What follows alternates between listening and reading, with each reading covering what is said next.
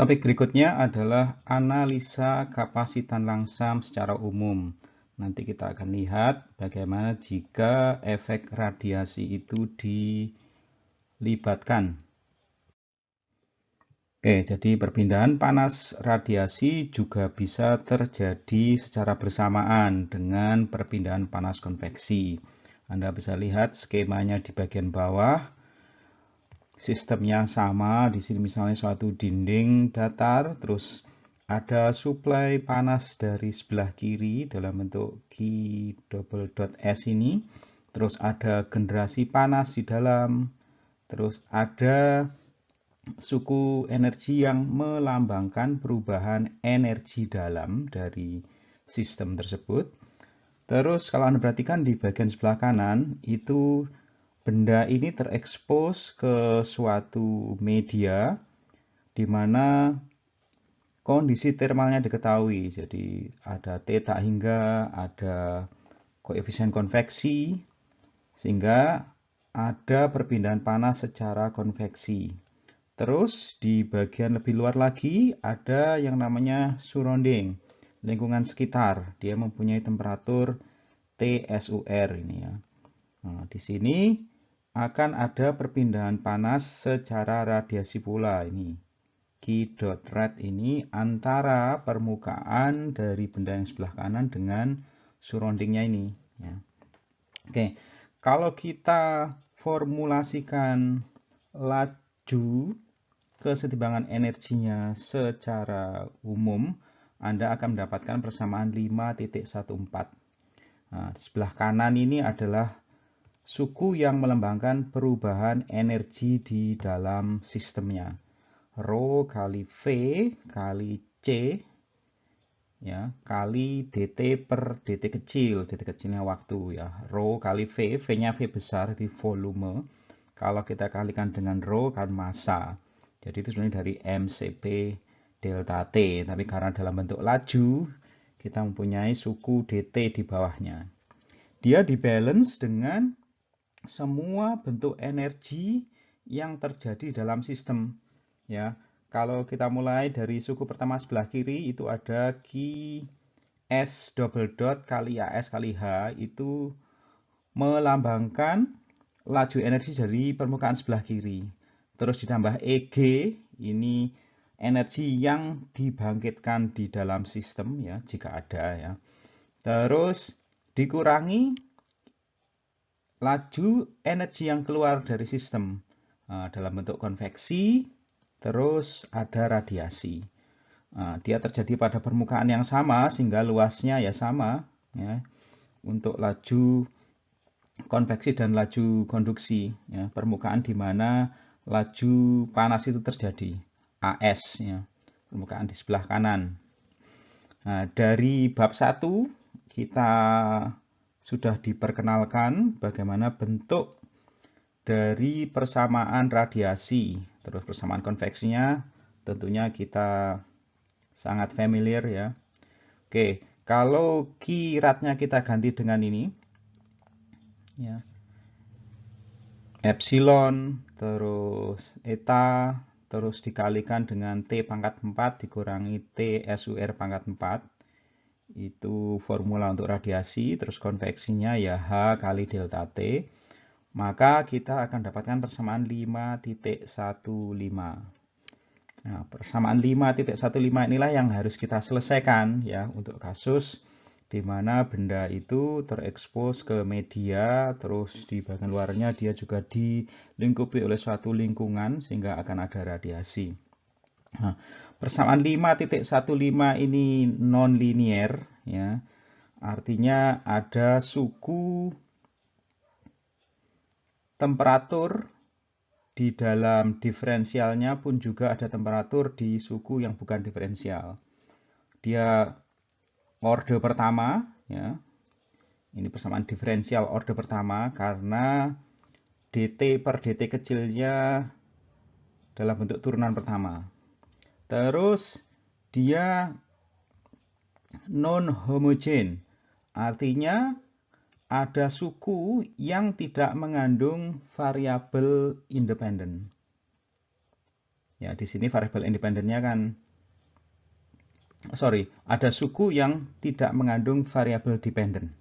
Variabel dependennya temperatur. Nah, di situ ada suku yang tidak ada temperaturnya, ya, sehingga disebut sebagai non-homogen. Nah, dia termasuk persamaan diferensial biasa. Nah, di sini kita tidak bisa melakukan proses integrasi secara langsung untuk mendapatkan solusi eksaknya. Tapi kita bisa mendapatkan solusi eksaknya jika bisa kita sederhanakan. Ya, kita lihat di slide berikutnya. Kasus penyederhanaan yang pertama itu bisa kita lakukan seandainya hanya perpindahan panas radiasi yang terjadi. Nah, kembali lagi ke persamaan 5.15. Saya taruh lagi di bagian kanan atas. Jika hanya ada transfer energi dalam bentuk radiasi, maka kita mulai satu persatu. Ini akan 0, ya, tidak ada transfer energi dari permukaan sebelah kiri, tidak ada generasi energi di dalam sistem, tidak ada konveksi, sehingga tersisa satu suku di sebelah kiri dibalance oleh suku sebelah kanan yang merepresentasikan perubahan energi di dalam sistem. Sehingga kita akan dapatkan persamaan 5.16.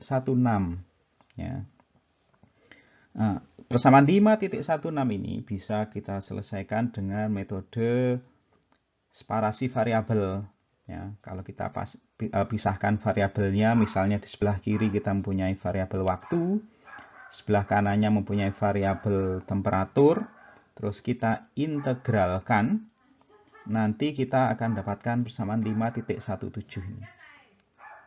Nah, ini kalau kita evaluasi integral keduanya, terus kita atur-atur, nanti kita akan mendapatkan persamaan 5.18. Nah, kalau Anda perhatikan, persamaan 5.18 ini merupakan persamaan waktu, ya, yang merupakan fungsi dari variabel-variabel, ada rho, massa jenis, terus V besar, itu volume, terus C, itu kapasitas panas, dan tentunya variabel temperatur. Nah, persamaan 5.18 ini bisa kita gunakan misalnya untuk menghitung waktu seandainya temperatur dari bendanya itu turun sebesar 20 derajat. Jadi dari TI menjadi TI minus 20.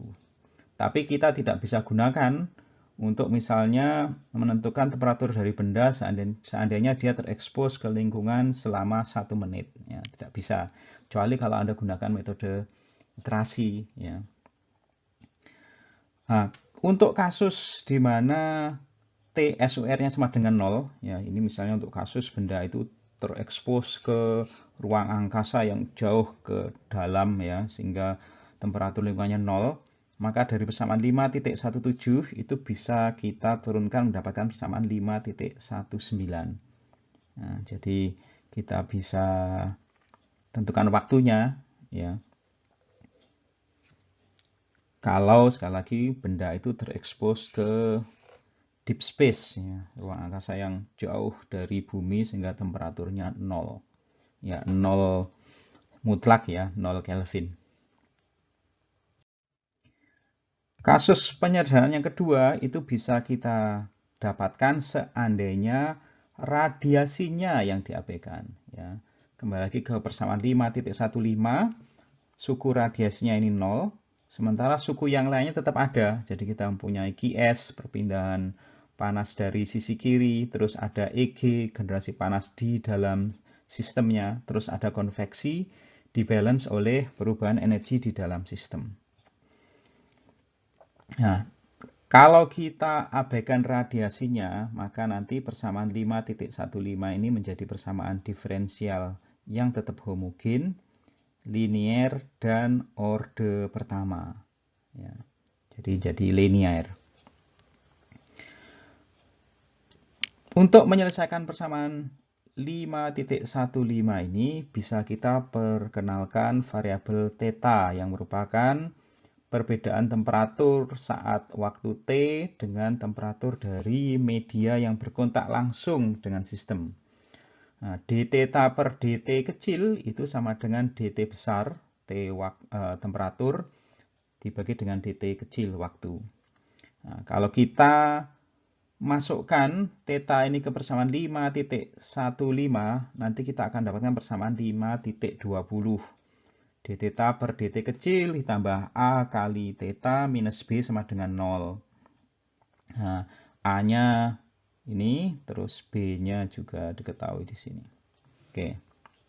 Nah, persamaan 5.20 ini itu bisa kita selesaikan kalau kita jumlahkan solusi-solusi homogen dan solusi khususnya.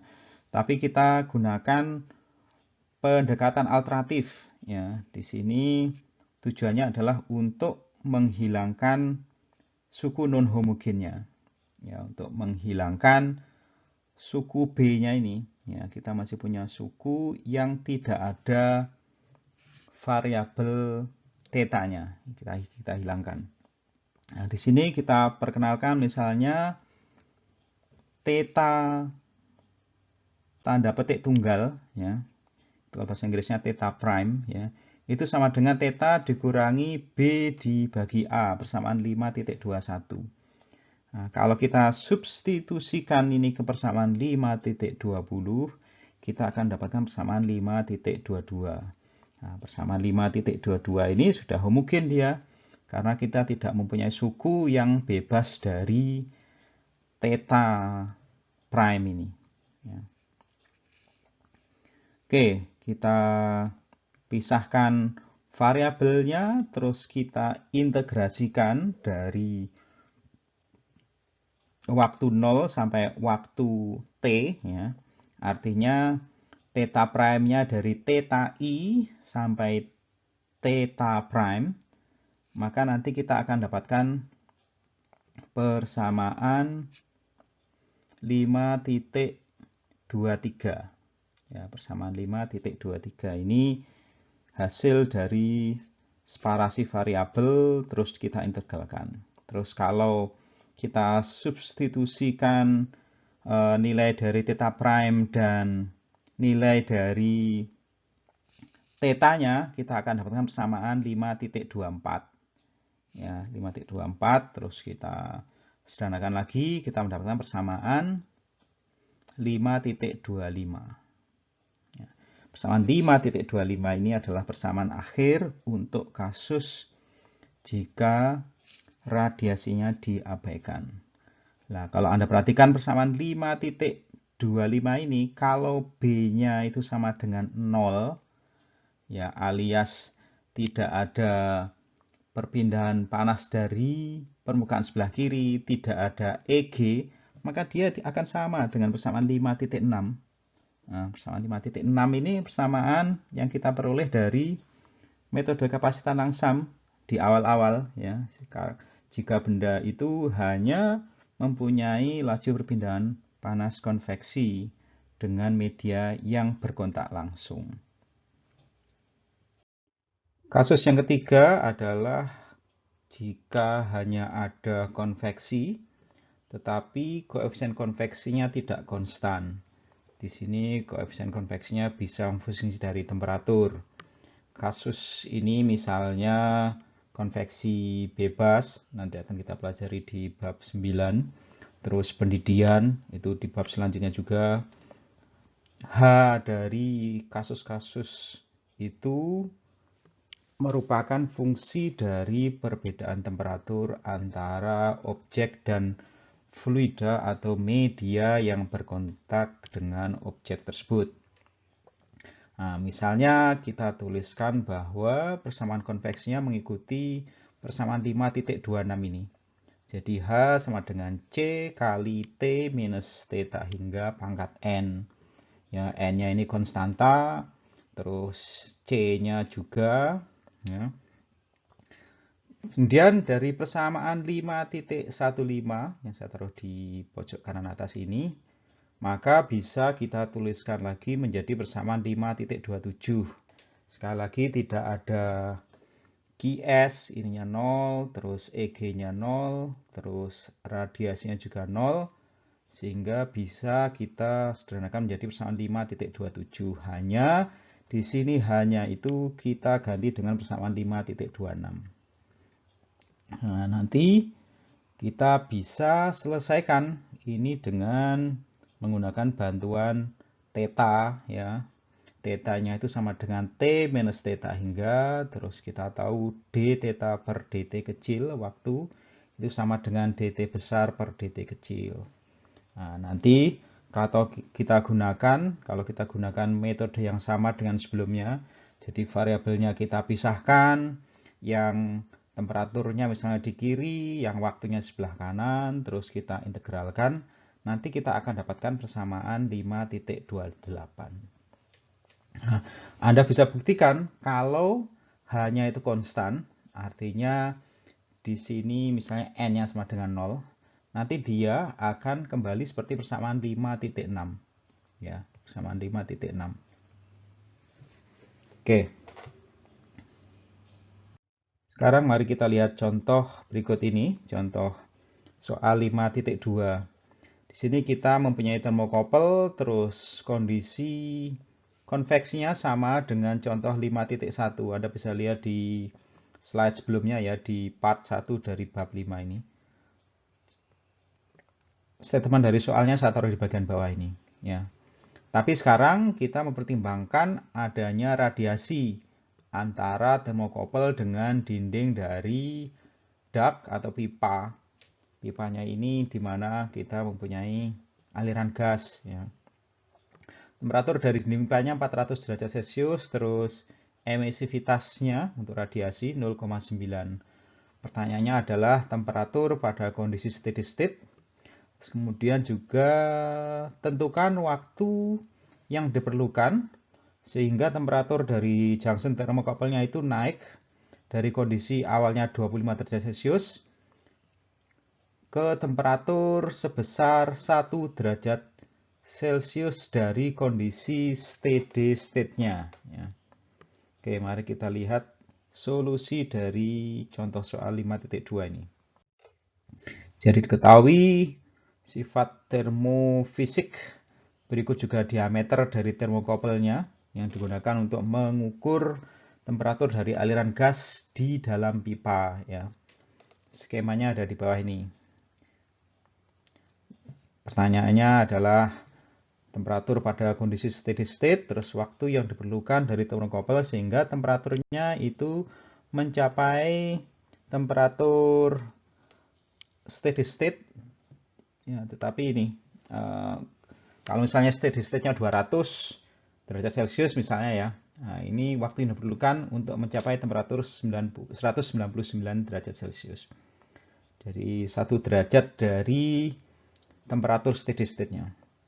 Nah, ini skemanya, ada aliran gas, terus theta hingganya diketahui, terus H-nya juga diketahui, terus ini termokopelnya, ya.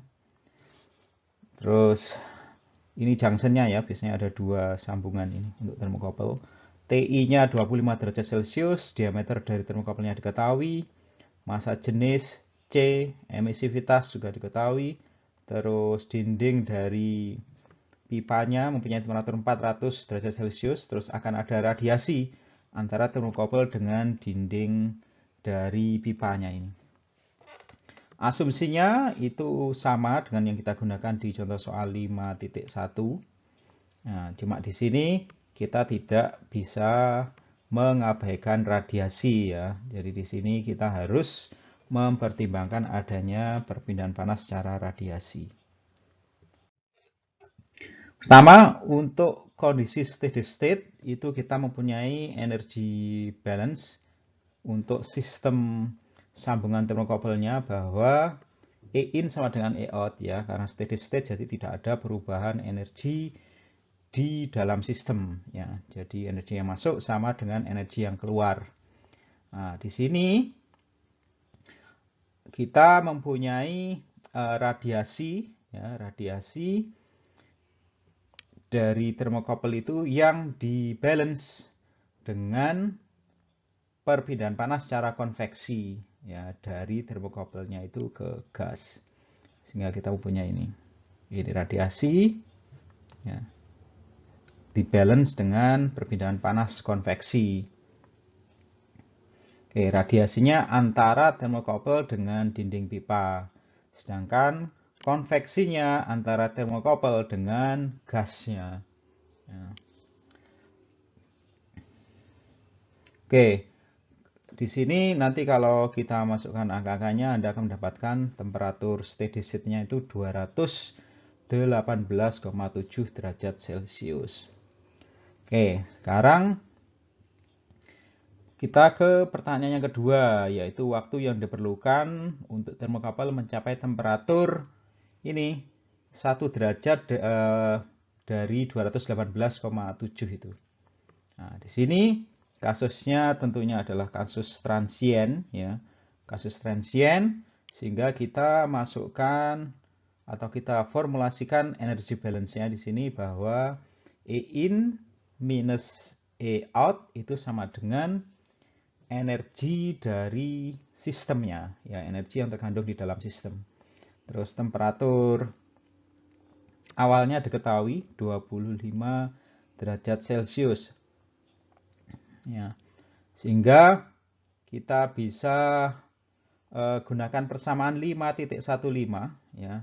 Ada konveksi, terus ada radiasi, terus di sini adalah energi yang terkandung di dalam sistem. Nah, di sini kita mempunyai persamaan diferensial order pertama. Nah, untuk kasus ini bisa diselesaikan dengan metode atau analisis numerik. Di sini kita menggunakan integrasi numerik. Ya. Metodenya Anda bisa lihat di mata kuliah analisa numerik. Sayang sekali saya belum masuk ke topik ini, jadi di channel yang sama ada playlist metode atau analisis numerik. Nanti kira-kira beberapa minggu dari sekarang saya akan masuk ke topik ini, integrasi numerik. Nanti Anda bisa cek lagi bagaimana menyelesaikan persamaan ini dengan integrasi numerik. Nah, nanti kalau Anda selesaikan akan ketemu, ya, bahwa untuk mencapai temperatur 218,7 dikurangi 1 atau ini 217,7 itu diperlukan waktu sekitar 4,9 detik, ya. 4,9 detik. Contoh berikutnya, di sini kita mempunyai panel tebalnya 3 mm terbuat dari paduan aluminium, terus sifatnya diketahui, K-nya diketahui, C-nya diketahui, massa jenisnya pun juga diketahui. Kemudian pada kedua sisinya itu diberikan lapisan epoksi, ya, lapisan tipis epoksi. Terus lapisan tipis epoksi ini harus di treatment, ya, pada temperatur di atas TC 150 derajat Celcius selama paling sedikit 5 menit, ya. Kemudian the production line for the curing operation, oke. Prosedur produksinya, ya, line produksinya dari treatment ini melibatkan 2 langkah, yaitu pertama dipanaskan pada oven yang besar, di mana ovennya itu terisi oleh udara, temperatur dari udara itu 175 derajat Celcius. Oke, terus koefisien konveksinya H0 40. Terus step yang kedua, dia harus didinginkan dalam ruang atau chamber yang besar yang berisi udara juga, temperaturnya 25 derajat Celcius. Kemudian koefisien konveksinya Hc ini 10, ya, 10 watt per meter persegi Kelvin. Porsi pemanasannya itu step yang pertama, ya, itu dilakukan dalam rentang waktu TE, ya, yang melebihi TC, ya. TC itu waktu untuk pendinginannya, ya, yang melebihi rentang waktu TC, di mana TC itu digunakan untuk mencapai temperatur 150 derajat Celcius dalam 5 menit, ya. Oh, ini ya apa? 5 menit ini selisihnya ya. Jadi TE-nya itu sama dengan TC ditambah 5 menit. Nah, 5 menit ini 300 detik ini. Nah, TC itu waktu yang digunakan untuk mencapai temperatur 150 derajat Celcius. Kira-kira seperti itu ya. Terus lapisan coatingnya itu mempunyai emisivitas 0,8. Temperatur oven dan chambernya itu 175 dan 25. Jadi temperatur ovennya 175, temperatur chambernya 25 derajat Celcius. Kemudian jika panel dari paduan aluminium itu diletakkan di oven pada temperatur awal 25 derajat Celcius and remove from the chamber at a safe to touch temperature. Oke, dan dipindahkan dari chambernya pada temperatur 37 derajat Celcius. Ini temperatur aman ya. What is the total elapsed time? Oke, berapa waktu total yang diperlukan untuk dua proses itu? Jadi proses pemanasan dan proses pendinginan. Oke, kita lihat solusinya. Oke, diketahui kondisi operasi dalam proses pemanasan dan pendinginan dari sistemnya ini paduan aluminium yang dilapisi dengan epoksi. Temperaturnya itu di maintain pada 150 derajat Celcius dengan waktu paling sedikit 5 menit. Oke.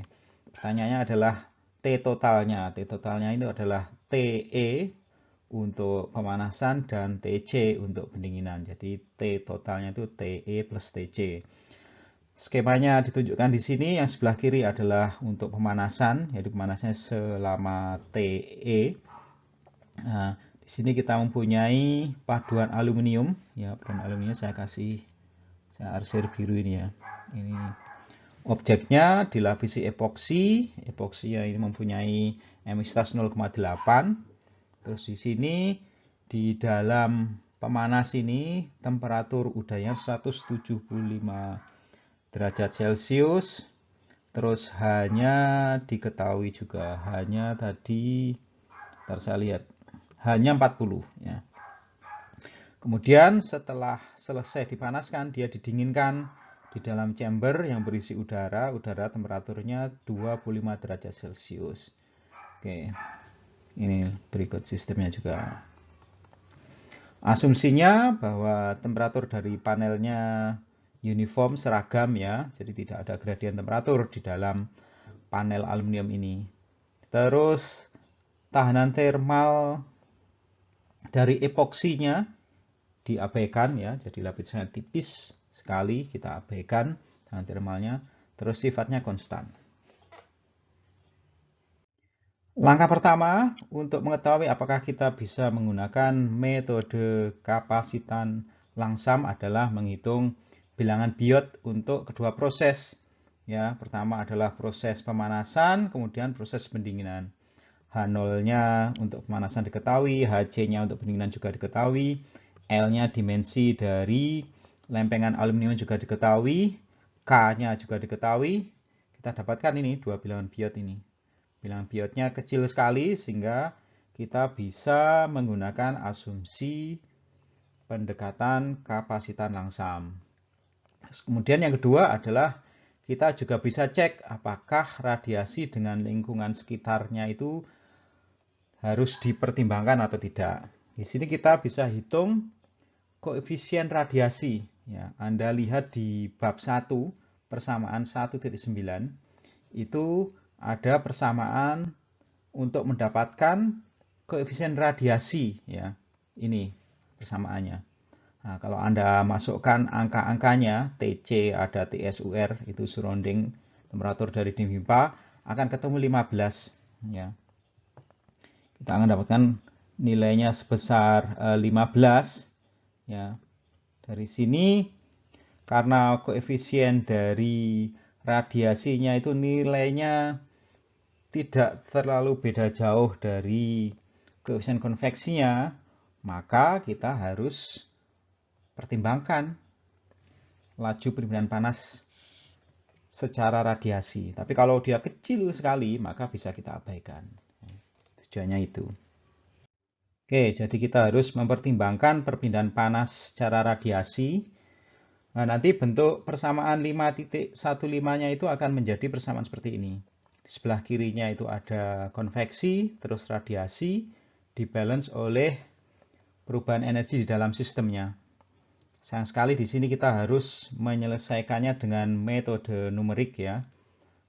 Sekali lagi, Anda bisa tunggu mungkin dalam beberapa minggu nanti saya akan perkenalkan metode integrasi numerik ini di mata kuliah analisa numerik ya.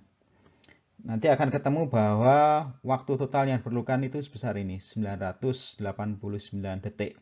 Terus ini grafik perjalanan waktunya ya.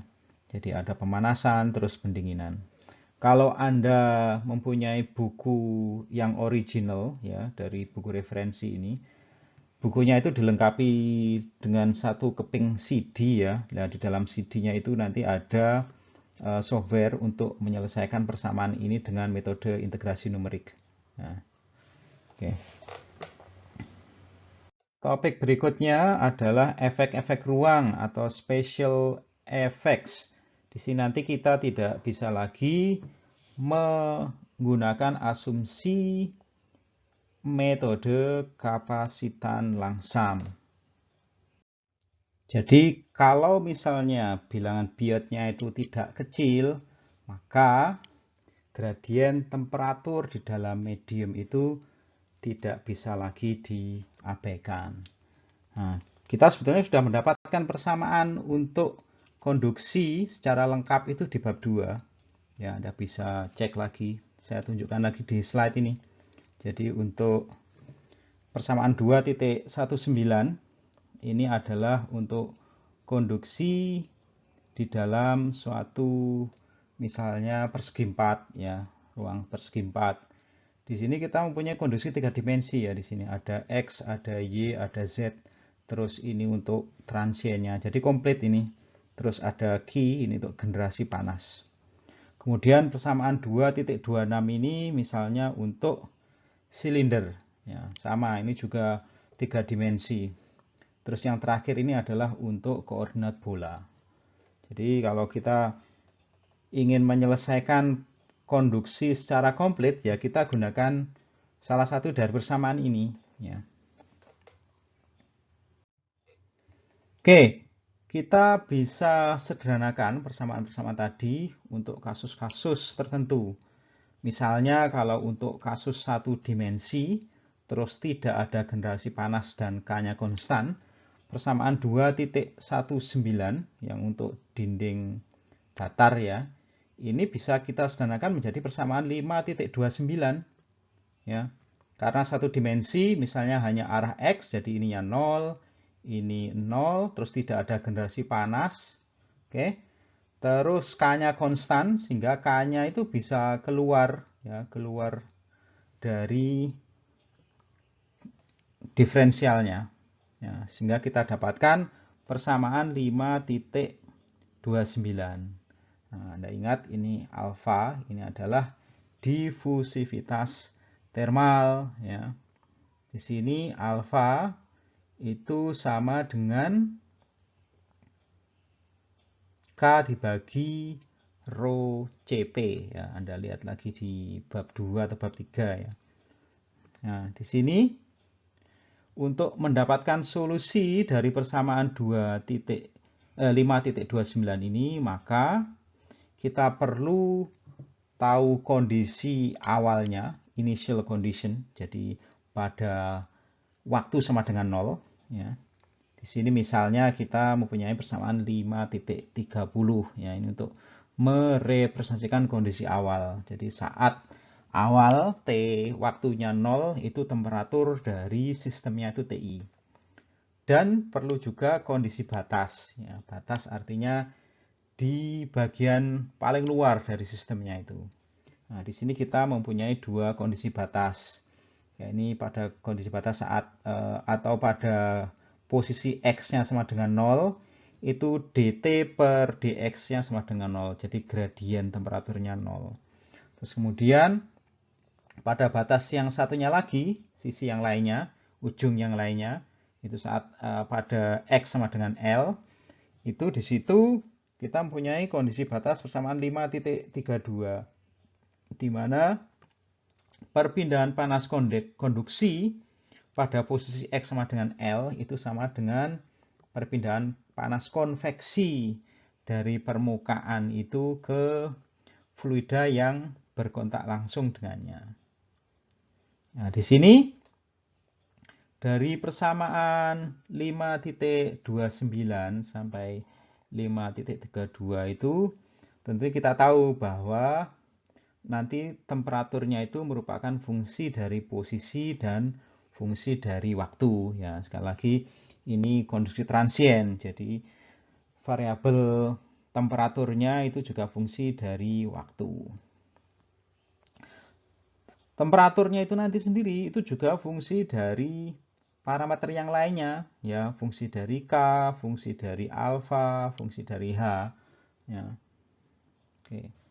Persamaan 5.33. Oke, kita lanjutkan. Oke, persamaan 5.29-nya saya taruh di pojok atas, terus juga parameter-parameter yang menentukan temperaturnya, persamaan 5.33-nya juga saya taruh di sini.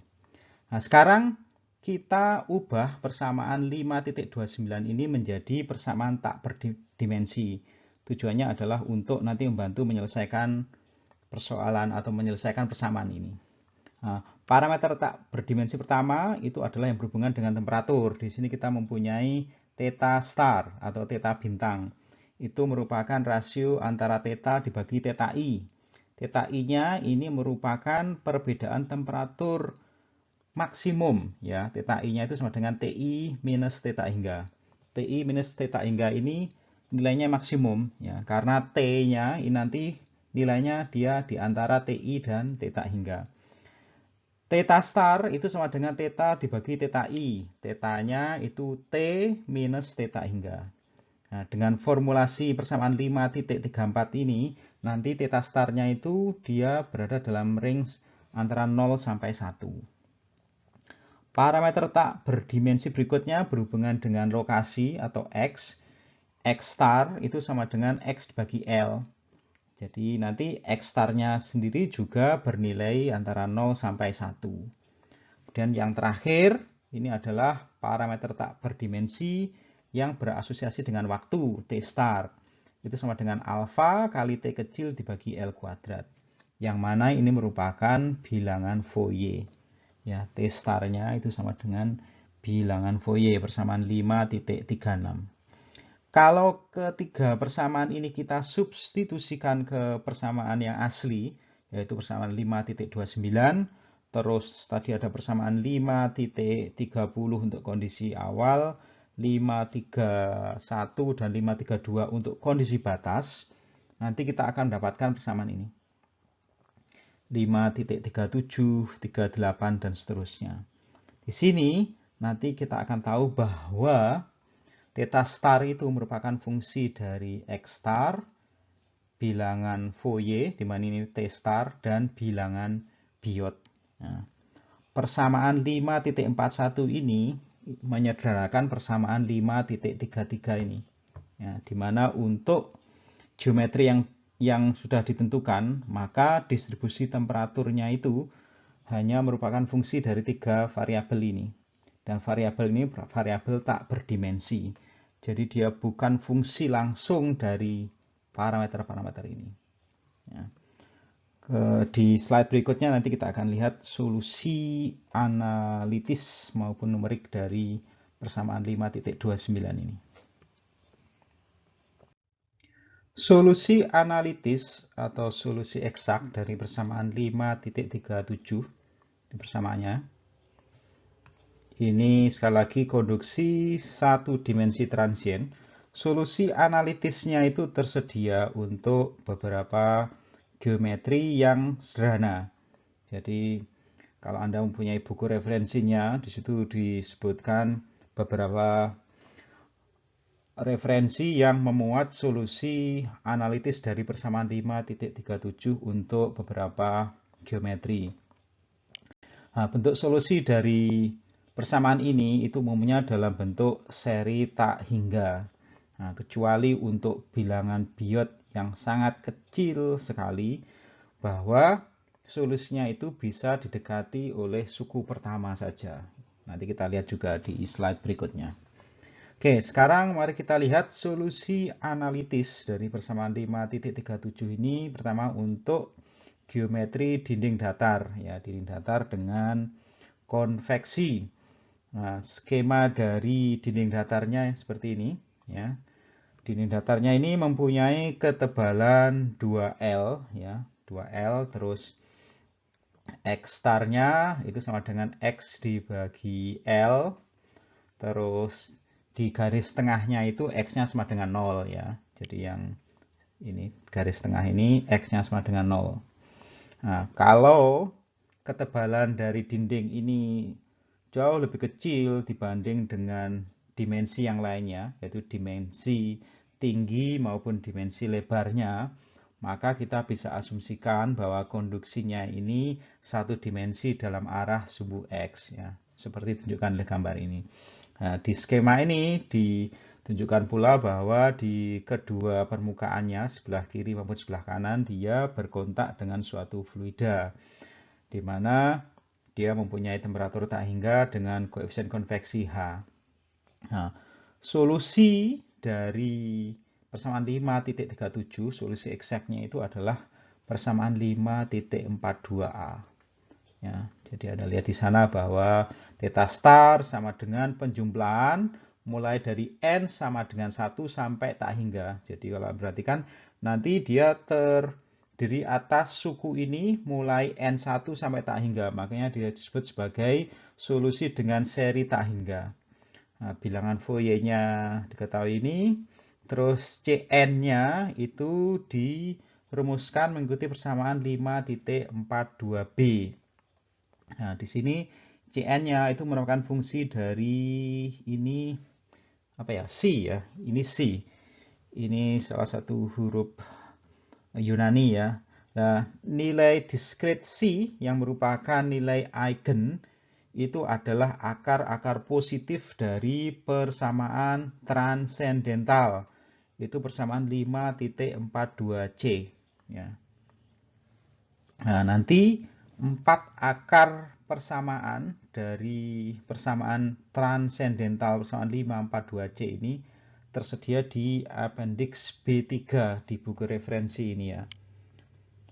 Nah, persamaan 5.42, ya, ini merupakan solusi eksak dari persamaan 5.37. Ini berlaku untuk sembarang waktu, mulai dari T-nya sama dengan 0 kondisi awal sampai theta hingga.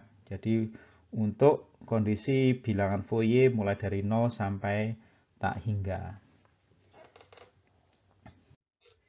Nah, ini adalah tampilan appendix B3 di bagian akhir dari buku referensi, ya, yang memuat 4 akar pertama dari fungsi transendental. Ini fungsi transendentalnya.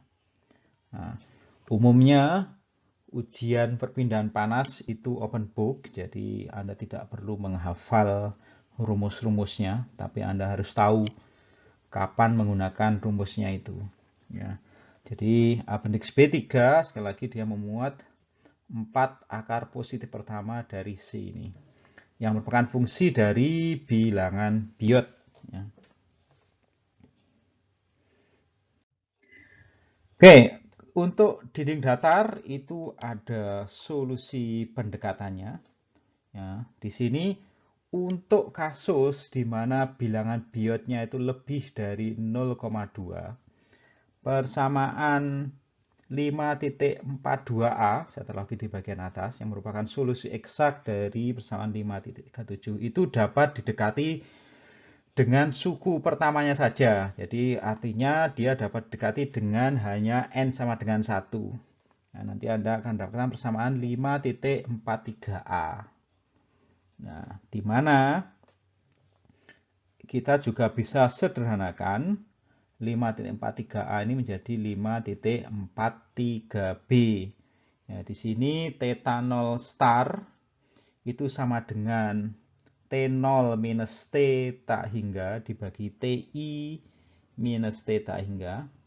Dia ini merupakan nilai theta star di titik tengah.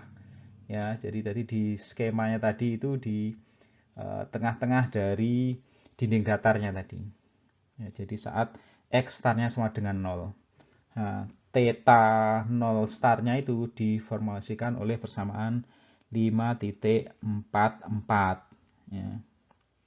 Nah, di sini yang perlu kita ketahui adalah bahwa nilai koefisien C1 dan C1-nya itu nanti Anda bisa lihat di tabel di buku referensi, tapi saya juga punya di slide berikutnya ya. Jadi nanti untuk menentukan theta 0 starnya itu yang merupakan fungsi dari C1 dan C1 itu ada di tabel 5.1 itu di slide berikutnya. Ya, ini. Nah, jadi nanti di ujian Anda juga perlu menggunakan tabel ini untuk mendapatkan C1 dan C1-nya yang merupakan fungsi dari bilangan Biot. Nah, kebetulan di sini untuk dinding datar. Nah, untuk kolom berikutnya adalah untuk silinder maupun bola. Nanti kita bahas di slide berikutnya. Jadi sama nanti untuk kasus silinder, bola, nanti Anda juga perlu mendapatkan C1 dan C1-nya dari tabel ini, 5.1. Berikutnya adalah menentukan transfer energi total. Dalam banyak situasi, biasanya diperlukan untuk mengetahui berapa jumlah total energi yang telah keluar dari sistem ataupun energi yang telah masuk ke sistem. Mulai dari T kecilnya sama dengan 0, jadi waktu sama dengan 0 sampai waktu tertentu. Nah, di sini kita gunakan persamaan kelestarian energi di bab 1 ya. Nah, untuk kasus ini kita bisa tuliskan persamaan kelestarian energinya mengikuti ini, persamaan 5.45. Jadi energi yang masuk dikurangi dengan energi yang keluar sama dengan perubahan energi dalam sistem. Nah, di sini energi yang keluar itu Q ya, perpindahan panasnya. Sementara energi masuknya kita set sama dengan 0. Terus perubahan energi dari sistemnya ya energi saat waktu T dikurangi dengan energi saat waktu T0 ya, saat awal. Nah, kalau kita substitusikan ke persamaan 5.45 kita mendapatkan persamaan 5.46A. Nah, energi yang dikandung sistemnya kan MCP delta T atau MCPT ya. Tapi untuk dua waktu yang berbeda Anda mendapatkan ini. Oke, di sini kita perkenalkan atau kita ubah nanti persamaannya dalam bentuk tak berdimensi, di mana kita menggunakan ini parameter Q0. Q0 ini adalah energi yang terkandung dalam sistem saat waktunya sama dengan 0. Nah, saat waktunya sama dengan 0, temperatur dalam sistemnya kan TI ini. Nah, persamaan ini bisa kita bagi atau bisa kita gunakan untuk membagi persamaan 5.46b. Kita dapatkan ini, persamaan 5.48.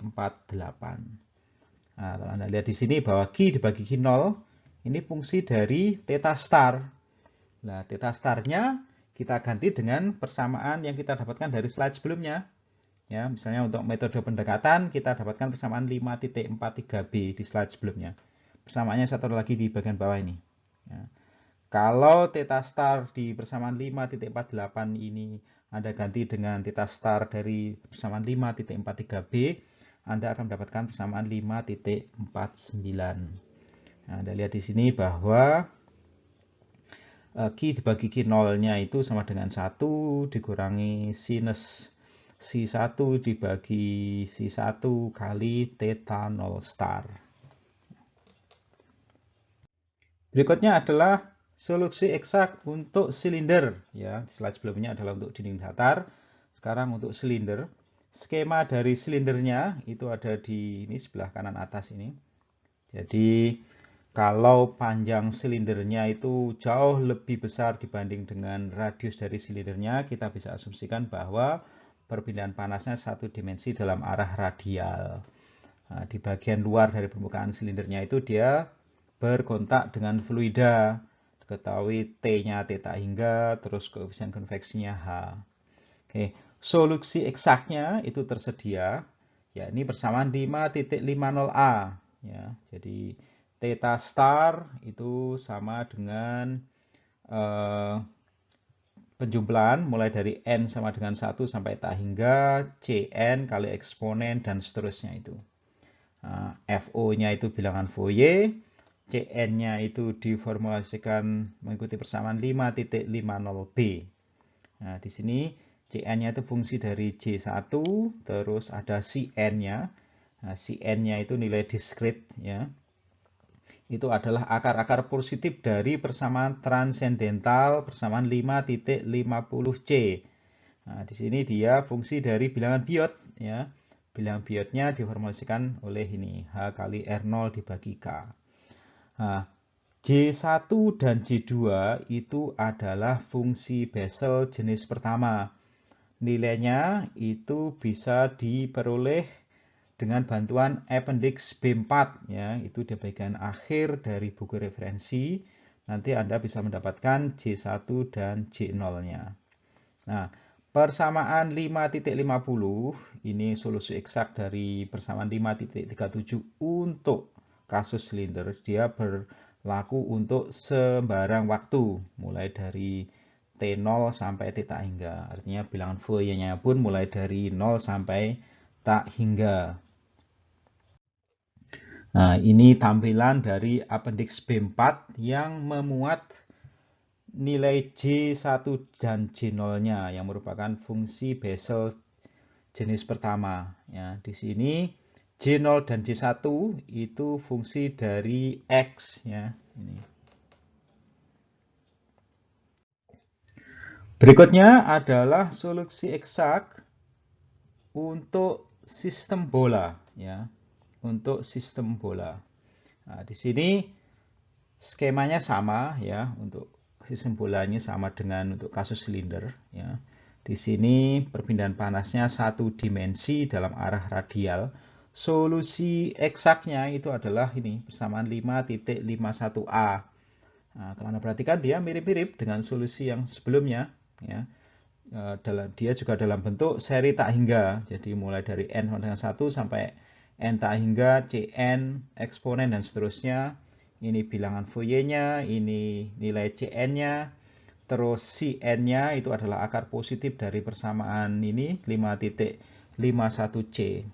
Nah, J1 dan J0-nya itu adalah fungsi Bessel jenis pertama, bisa juga bisa diperoleh di appendix B4. Nah, sama untuk kasus silinder bahwa persamaan 5.51A ini berlaku untuk sembarang waktu. Kemudian solusi pendekatan untuk silinder. Ini mirip dengan kasus dinding datar. Kalau bilangan Fourier-nya itu melebihi 0,2, maka kita bisa menggunakan solusi pendekatan, yakni hanya menggunakan satu suku dari persamaan 5.50A ini, jadi saat N-nya sama dengan 1. Nanti kita dapatkan persamaan 5.52A, terus sehingga kita dapatkan ini persamaan 5.52B. Nah, di sini theta star 0-nya itu merupakan temperatur di garis tengah. Nah, ini persamaan 5.52C. Nah, untuk mendapatkan theta star 0 ini, kita perlu mendapatkan C1 dan C1. Nah, ini kita dapatkan dari tabel 5.1 di slide sebelumnya. Begitu juga untuk sistem bola, kita bisa mendapatkan solusi pendekatan jika FO-nya itu lebih besar dari 0,2. Ini solusi pendekatannya. Mirip dengan sistem silinder, ya. Kita perlu C1 dan C1 yang dapat dilihat di tabel 5.1 di slide sebelumnya. Oke, untuk transfer energi totalnya ini persamaan 5.54 untuk silinder, 5.55 untuk bola. Sekarang kita lihat contoh berikut ini. Ada suatu jaringan pipa dari baja ya, IC 1010, terus diameternya 1 meter, terus mempunyai ketebalan 40 mm. Ya. Di bagian luar dari pipanya itu diisolasi, dan sebelum dialiri, dinding dari pipanya itu mempunyai temperatur minus 20 derajat Celcius. Kemudian dialiri oleh suatu oil ya, panas, temperaturnya 60 derajat Celcius, dipompa melewati pipa itu, terus koefisien konveksi antara dinding pipa dengan oil panas itu 500 watt per meter persegi Kelvin. Pertanyaan pertama adalah berapa nilai biot dan nilai bilangan Fourier-nya 8 menit setelah dialiri. Terus kemudian yang kedua, pada saat T-nya 8 menit, berapa temperatur bagian luar dari dinding pipa yang dilapisi oleh lapisan isolasi. Kemudian yang ketiga adalah heat flux-nya ya, dari hot oil tadi ke pipa saat T-nya sama dengan 8 menit. Yang terakhir adalah jumlah energi per meter dari panjang pipa yang telah ditransfer dari hot oil tadi ke dalam pipa pada waktu 8 menit. Kita lihat solusinya. Jadi diketahui suatu pipa dari baja tiba-tiba dialiri oleh hot oil, terus hanya diketahui tadi 500 ya. Terus yang ditanyakan adalah bilangan biot dan bilangan Fourier-nya setelah 8 menit, terus kemudian temperatur dari bagian luar pipa setelah 8 menit, flux panas ke dinding pipa pada saat waktunya sama dengan 8 menit, terus yang terakhir adalah transfer energi ke pipa persatuan panjang setelah 8 menit. Ini skemanya, ini dinding bagian dalam ya, ini dinding bagian dalam terekspos ke hot oil. Hot oilnya ini diketahui temperaturnya 60 derajat Celcius, hanya 500. Terus bagian luar dari pipanya diisolasi ya ini. Ya. Terus L-nya 40 ya, itu ketebalannya. Ya. Terus ini asumsinya bahwa dinding pipanya itu dapat kita asumsikan sebagai dinding datar, terus ketebalannya jauh lebih kecil dibanding dengan diameternya, sehingga kita asumsikan satu dimensi gitu ya. Terus sifatnya konstan, terus bagian luar dari dinding pipanya adiabatik ya. Jadi dia diisolasi oleh lapisan isolasi yang sempurna. Oke, pertama kita harus mencari atau mendapatkan sifat-sifat termofisik dari material pipanya tadi, baja IC 1010. Anda bisa gunakan tabel A1 untuk mendapatkan berapa massa jenis, terus C-nya, terus K-nya, terus alfa, diffusitas termal. Di sini Anda bisa gunakan temperatur rata-rata ya. Jadi temperatur awalnya tadi kan minus 20, terus temperatur hot oilnya 60. Jadi Anda gunakan temperatur rata-rata ini untuk menentukan sifat material dari baja ini. Oke, mari kita lihat pertanyaan pertama. Berapa bilangan biot dan bilangan Fourier-nya setelah 8 menit ya. Di sini kita gunakan persamaan 5, 10 dan 5, 12 ini. Terus LC-nya, panjang karakteristiknya ya sama dengan L ya, hanya diketahui L-nya ada, K-nya ada, Anda tinggal masukkan. Bilangan biotnya 0,313 ya, ini besar ya. Terus bilangan Fourier-nya 5,64 ya. Karena bilangan biotnya besar, lebih dari 0,1 ya, sini, maka kita tidak bisa menggunakan metode kapasitan langsam. Terus karena bilangan Fourier-nya lebih dari 0,2 ya, bilangan Fourier-nya kan di sini 5,64, maka kita bisa menggunakan solusi pendekatan. Solusi pendekatan untuk dinding datar, Anda lihat di slide sebelumnya ya tadi ya. Untuk dinding datar tadi solusi pendekatannya itu persamaan 5.44 ya, 5.44. Oh ini 5.44.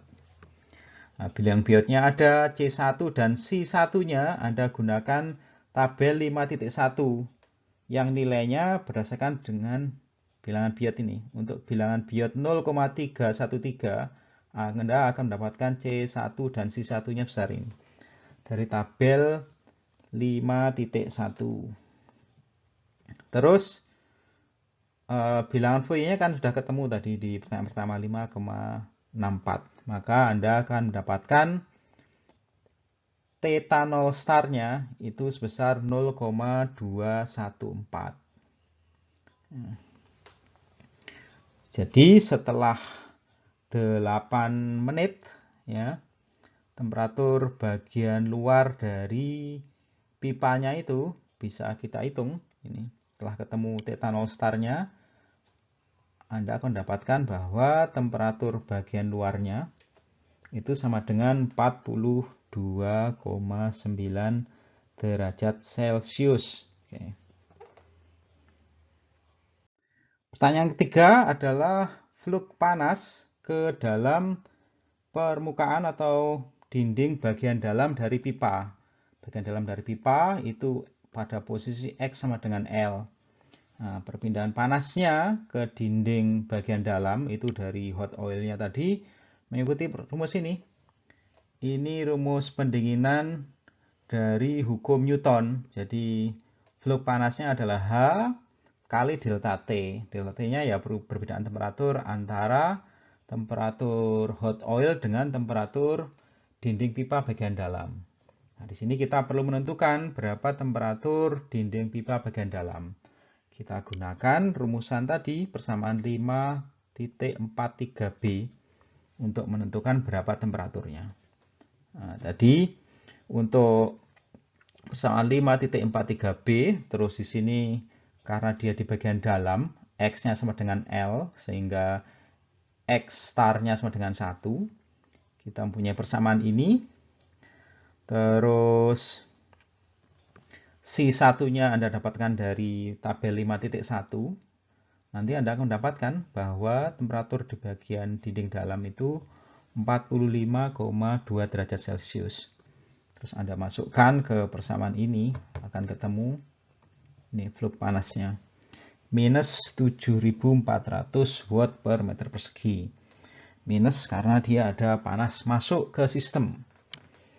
Pertanyaan yang keempat adalah transfer energi ke dalam pipa. Ya, transfer energi ke dalam pipa setelah 8 menit. Ya, di sini kita gunakan persamaan 5.47 dan 5.49. Ini persamaan ini. Nah, sekali lagi satunya dari tabel 5.1. Kalau Anda masukkan nanti ketemu bahwa Q dibagi Q0-nya itu sebesar ini 0,8. Nah, Q0-nya itu kan Q saat TI ya. Jadi dari rho CV TI minus theta hingga. Nah ini. Udah Anda punya semua nilainya. Anda masukkan nanti ketemu ini. Bahwa transfer panas ke dalam dinding pipa ini persatuan panjang ya. Setelah 8 menit itu adalah ini. Minus 2.73 kali 10 pangkat 7 Joule per meter. Topik yang terakhir dari bab 5 ini adalah benda semi tak hingga. Disebut sebagai benda semi tak hingga karena semua ukurannya itu tak hingga kecuali pada satu arah saja.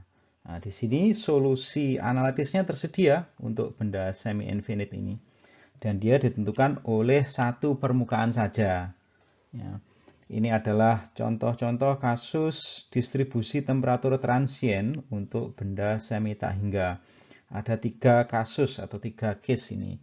Case yang pertama, yang sebelah kiri ini adalah untuk kasus di mana temperatur awalnya diketahui TI, jadi seragam.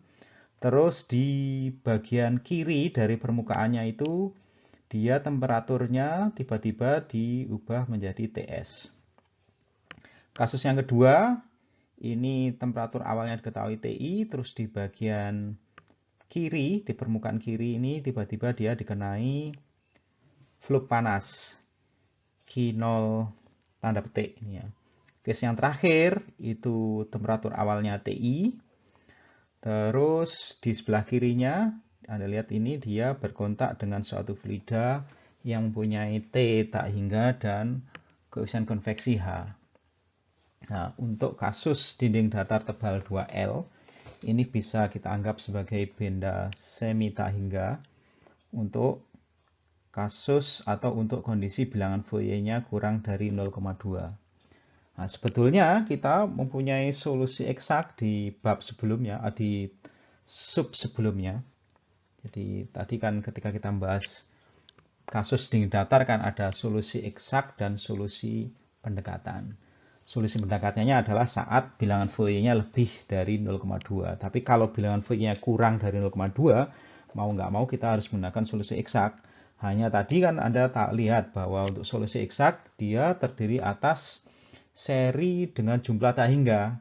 Nah, dengan mengasumsikan bahwa objek yang kita analisis itu merupakan benda semi tak hingga, nanti kita akan mendapatkan solusi untuk kasus bilangan Fourier-nya kurang dari 0,2.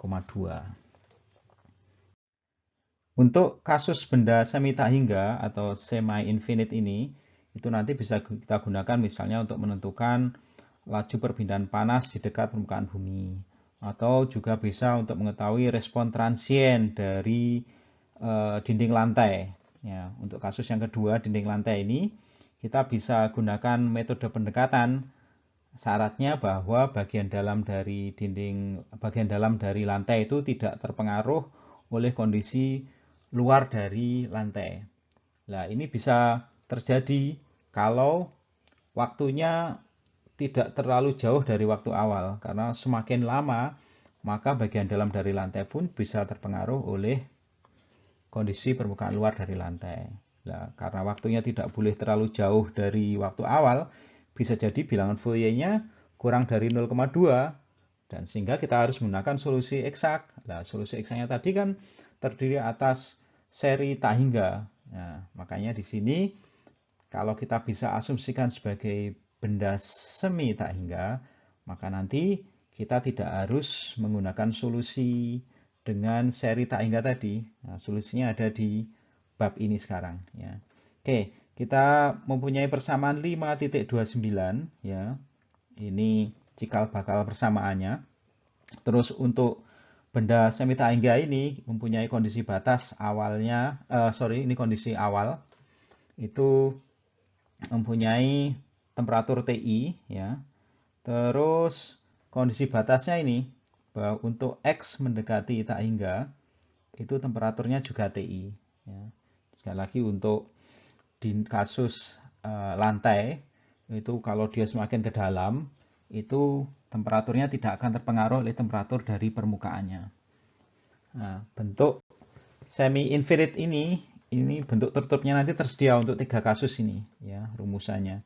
Untuk kasus yang pertama itu temperatur bagian luarnya itu TS, kasus yang kedua bagian luarnya terekspos atau diberikan suatu fluk panas, bagian ini dia berkontak dengan suatu fluida. Oke, sekarang mari kita lihat solusi untuk kasus pertama, yaitu di mana temperatur permukaannya konstan. Ini persamaan 5.29, yaitu persamaan diferensial parsial. Nah, di sini nanti kita menggunakan variabel similaritas ini. Ini eta ya. Oke, kita menggunakan variabel eta ini untuk mengkonversi persamaan diferensial parsial, persamaan 5.29 itu menjadi persamaan diferensial biasa. Oke, kita mempunyai variabel similaritas eta, itu kita rumuskan sebagai ini. Sama dengan X dibagi 4 kali alfa kali T, ini dipangkat setengah untuk 4 kali alfa kali T-nya. Nah, sekarang kita rumuskan dulu operator-operator diferensialnya. Jadi, mulai dari dt per dx, itu kan Anda bisa tulis sebagai ini. dt per d eta kali d eta per dx. Anda dapatkan ini. Kemudian, d kuadrat t per dx kuadrat, Anda bisa ubah lagi untuk mendapatkan ini. Untuk dt per dt kecilnya, sama, Anda bisa ubah ke sini, nanti mendapatkan ini. Oke, kalau ini Anda substitusikan ke persamaan 5.29, Anda akan mendapatkan persamaan 5.57. Nah, Anda perhatikan, persamaan 5.57 ini, dia merupakan persamaan diferensial biasa. Ya. Dengan mengeset X-nya sama dengan 0, yang merupakan eta sama dengan 0, maka untuk eta sama dengan 0, itu temperaturnya adalah TS, persamaan 5.58.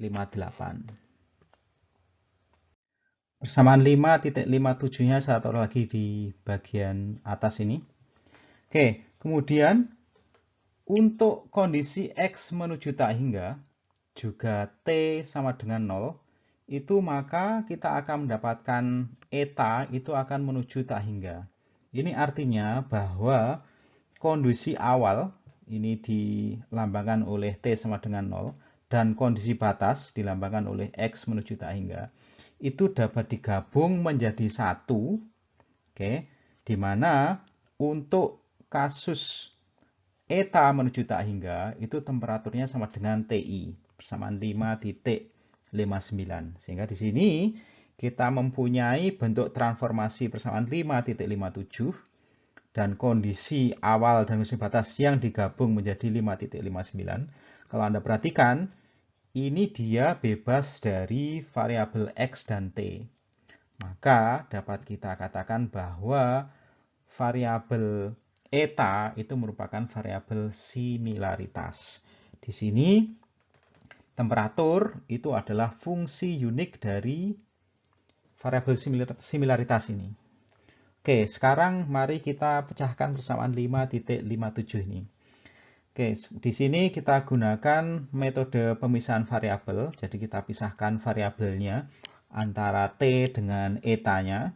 Terus kemudian, ya ini kita pisahkan. Terus kita integrasikan, maka akan mendapatkan persamaan ini. Atau bisa ditulis sebagai ini. dt per d eta sama dengan C1 kali eksponen minus eta kuadrat. Kalau kita integrasikan lagi, maka Anda mendapatkan ini. Ya, karena 2 kali integrasi, kita mendapatkan 2 konstanta, C1 dan C2. Nah, nanti kita gunakan kondisi batasnya untuk menentukan berapa nilai C1 dan C2. Dari persamaan 5.58, ya, persamaan 5.58, itu kita dapatkan C2-nya sama dengan TS, ya. Jadi persamaan 5.58 ini. Sehingga kalau kita substitusikan, kita mendapatkan persamaan ini bahwa T sama dengan C1 integral dari 0 sampai eta, eksponen dan seterusnya plus TS. Berikutnya kita tentukan berapa nilai C1-nya di slide berikutnya. Persamaan temperaturnya saya taruh lagi di bagian atas ini. Dari kondisi batas yang kedua, persamaan 5.59 ini, kalau kita substitusikan ke persamaan temperaturnya, nanti kita akan mendapatkan nilai C1-nya. Bahwa nilai C1-nya itu ini. 2 kali dalam kurung TI minus TS dibagi pi pangkat setengah. Oke, kita udah mendapatkan C2-nya. Kalau kita substitusikan C1 ini ke persamaan temperatur, kita akan dapatkan persamaan lengkapnya ini, persamaan 5.60. Nah, di sini Anda tidak perlu bingung dengan U, karena U-nya itu merupakan dummy. Nah, yang penting adalah ini, ERF, eta-nya ini merupakan fungsi Gaussian error yang bisa kita dapatkan nanti di appendix B, yang ada di slide berikutnya. Oke, setelah ketemu distribusi temperaturnya, kita bisa hitung fluk panasnya. Anda masukkan ini persamaan 5.60 ini untuk menghitung ini dt per dx-nya. Ketemulah nanti persamaan 5.61. Ini fluk panasnya. Sekali lagi ini untuk kasus pertama di mana temperatur permukaannya konstan. Nah, ini appendix B-nya untuk menghitung ERF-nya, ya. ERF yang merupakan fungsi dari W-nya. Nah, rumusan-rumusan yang telah kita peroleh untuk case pertama tadi, di mana temperatur permukaannya konstan, ini persamaan 5.60 dan 5.61. Metodenya ini bisa kita ulangi untuk kasus yang kedua maupun kasus yang ketiga. Nanti kita akan dapatkan ini persamaan 5.62 dan 5.63. Di sini kita mempunyai ERFC ya. Ini dia merupakan fungsi error komplement dari ERF ya ini. ERFC W ini sama dengan 1 minus ERFW. Nah, fungsi Gaussian errornya kita dapatkan dari appendix B yang saya tunjukkan di slide sebelumnya tadi. Nah, sekali lagi kalau bendanya semi-infinite, meskipun FO-nya kurang dari 0,2, kita bisa gunakan rumusan ini. Tidak perlu kita gunakan rumusan eksak, yang mana kita harus menghitung tadi seri persamaan tadi sampai tak hingga tadi. Persamaan temperatur untuk ketiga kasus di slide sebelumnya, kalau kita plot, nanti bentuknya akan seperti yang ditunjukkan oleh gambar ini. Kasus yang pertama, ya, itu untuk kasus temperatur permukaan konstan, nanti bentuknya akan seperti ini. Ya, ini untuk kasus yang kedua, ini untuk kasus yang ketiga. Kalau Anda perhatikan untuk kasus yang pertama ini, bahwa temperatur di dalam medium itu dia akan secara monoton mendekati TS saat T-nya ini naik ya, ini. Ketika T kecilnya naik, maka temperatur bagian dalamnya dia akan berusaha menuju ke TS. Tetapi kalau Anda perhatikan dari gradien temperaturnya, dia akan menurun ya, dia akan menurun. Nah, kita bisa di sini mendefinisikan suatu parameter, misalnya disebut sebagai parameter kedalaman penetrasi termal. Biasanya definisikan sebagai delta P ya. Ini adalah kedalaman penetrasi termal. Ini dia dapat didefinisikan sebagai kedalaman di mana efek temperatur itu signifikan masuk ke dalam dinding ya. Dari sini kita bisa definisikan misalnya ya, itu lokasi X saat T minus T S ya dibagi dengan TI minus TS itu misalnya sama dengan 0,9. Kalau kita gunakan definisi ini, nanti untuk kasus pertama itu akan ketemu bahwa delta P-nya itu sama dengan 2,3 akar alfa kali T kuadrat. Nah, dari persamaan ini bisa kita lihat bahwa kedalaman penetrasi termal atau delta P ini dia akan meningkat dengan T dan nilainya juga besar untuk material yang mempunyai difusivitas termal tinggi. Ya. Berikutnya, permutasi dari kasus temperatur permukaan konstan itu adalah kasus di mana dua permukaan dari benda semi-infinite itu berkontak. Misalnya benda semi-infinite yang pertama temperatur permukaannya TAI, terus benda semi-infinite yang kedua temperatur permukaannya TBI. Nah, jika tidak ada tahanan kontak saat keduanya itu bertemu atau berkontak, terus pada saat T sama dengan 0, maka kedua permukaan itu harus mempunyai temperatur yang sama. Ya, ini diharuskan dari sisi kesetimbangan. Ya, temperaturnya harus sama, TS. Nah, TS-nya ini dia akan berada di antara TAI dan TBI. Nah, ini adalah skemanya jika dua benda semi-infinite-nya dia berkontak. Ya, jadi sebelah kiri benda semi-infinite A, sebelah kanan benda semi-infinite B. Nah, kemudian kalau kita terapkan kesetimbangan kelestarian energi di permukaan yang berkontak, maka kita dapatkan persamaan 5.64A. Jadi flux panas dari A dia dibalance oleh flux panas dari B. Nah, kalau Anda substitusikan persamaan flux panas dari slide sebelumnya, persamaan 5.61 ya untuk kasus dinding datar, maka Anda akan mendapatkan persamaan 5.65. Nah, di sini bisa kita selesaikan untuk TS-nya. Nanti kita dapatkan persamaan 5.66.